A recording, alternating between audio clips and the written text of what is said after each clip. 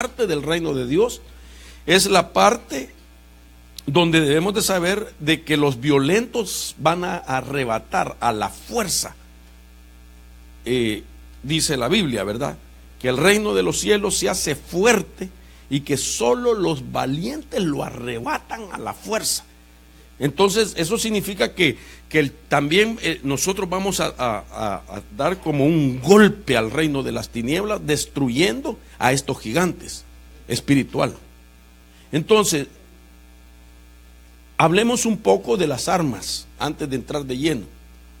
No podemos negar que no vamos a pelear literalmente, pero la Biblia dice en 2 Corintios capítulo 10 verso 4, dice: porque las armas de nuestra contienda no son carnales, sino poderosas en Dios para la destrucción de fortalezas. Entonces, si son espíritus de gigantes, si son gigantes espirituales, dos cosas diferentes. Espíritus de gigantes y gigantes espirituales son dos cosas diferentes.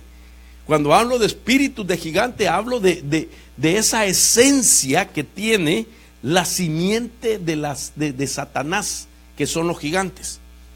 Pero cuando hablo de gigantes espirituales, estoy hablando de aquellas cosas que se oponen a nuestra bendición y promesa, para que no alcancemos la promesa, que son cosas que espiritualmente las estamos asociando a gigantes, es decir, ¿verdad? La economía, el matrimonio, la rebelión, etcétera. Vamos a ir paso a paso. Pero entonces dice de que tenemos que usar armas también, que no son carnales, sino que son espirituales. Voy a tratar hoy de hacer las 4 representaciones ministeriales, es decir, cómo Noé venció a los gigantes, cómo Abraham venció a los gigantes, cómo Moisés se enfrentó a los gigantes y David también. Y aquí está la figura de nuestras funciones como ministros, como líderes, como sacerdotes, padres de familia. Amén. Entonces, veamos primero una idea de las armas que no son carnales y que sabe que usted recordará que hace tiempo yo prediqué un tema que se llamaba los 7 hábitos que Satanás odia. ¿Se acuerda de ese tema? Entonces, aquí podemos ver que las armas no carnales son, por ejemplo, para vencer el gigante de la economía, se vence diezmando. Para vencer los yugos de iniquidad, se vence ayunando. Para vencer las contiendas o las divisiones, se vencen con un vínculo de paz que nos conduzca a un vínculo perfecto, pero también con la unidad. La enfermedad se vence con la Santa Cena, lo tenemos que creer en el nombre poderoso de Jesús. La falta de visión se vence o mejor dicho, la falta de visión se debe a la ausencia de lo profético, de tal manera que aquí tengo que corregir lo que había puesto ahí. Yo creo que Dios va a derramar una unción profética en las casas que pastoreamos, ¿verdad? Que se va a levantar el don de profecía y que ese don de profecía va a ser, hermano, muy eficaz. Y Dios va a levantar también, ¿por qué no decirlo, hermano? Profetas, ¿verdad? Porque la Biblia dice claramente que el pueblo que le falta visión es porque carece de lo profético, ¿verdad? Entonces necesitamos, no que un profeta nos dirija, sino que el profeta anuncie cosas que están por suceder para que nosotros tomemos la mejor decisión en orden a la palabra del Señor, porque ese tenemos que explicarlo también. No es que un profeta nos va a decir por dónde ir, ¿me entiende? Y que la gente crea que el profeta le dirige su vida, sino que es lo que nos alumbra para que tomemos la mejor decisión, ¿verdad? Porque tiene que ir de acuerdo a la palabra. La oración es una arma, la adoración también y la alabanza también. Tenemos que entrar en el fluir, tenemos que buscar. La oración no es fácil, hermano. A nadie le gusta orar. La oración es una disciplina que tenemos que desarrollarla. No es un don que Dios da.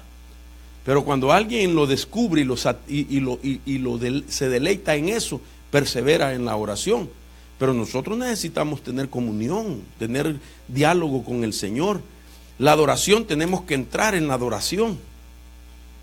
Es interesante saber que yo ahora estoy comprendiendo que la guerra espiritual, realmente, como he explicado en estos días, que la guerra espiritual se llama así, no porque se pelea solamente contra el reino de Satanás, porque se pelea contra un reino invisible, porque las entidades son espíritus y que por eso le llamamos guerra espiritual. Es verdad, pero la guerra espiritual, esto lo he venido a entender 28 años después.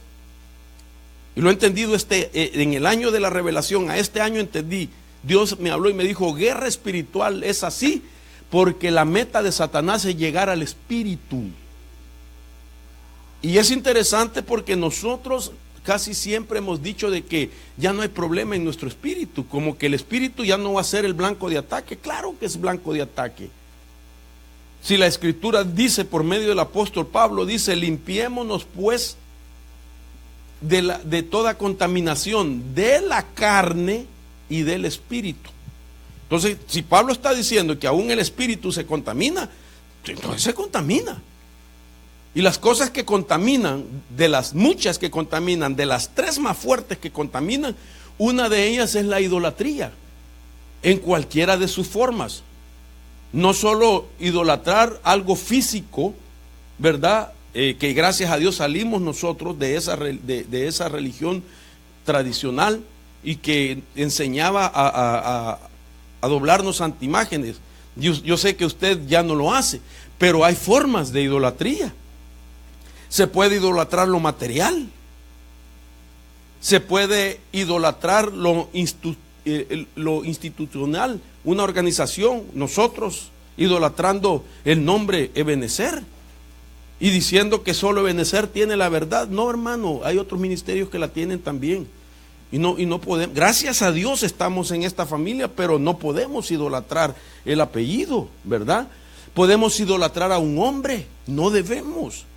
Nosotros debemos respetar, admirar, pero no idolatrarlo, no ponerlo en el lugar que a Dios le pertenece. No podemos, hermano. Honrarlos podemos, admirar podemos, respetar podemos, pero no idolatrarlos. Podemos idolatrar sentimentalmente. Y yo sé que es una costumbre. Por ejemplo, ¿cuántas veces no hemos oído decir, ay, yo como adoro a mi esposo? ¿Cómo adoro? Si la adoración es a Jehová tu Dios adorarás y a Él solamente servirás. Podemos alabarlo, que es diferente. Que la Biblia dice que la mujer también, la mujer virtuosa debe de ser alabada, ¿verdad? Entonces hay una diferencia entre adorar y alabar.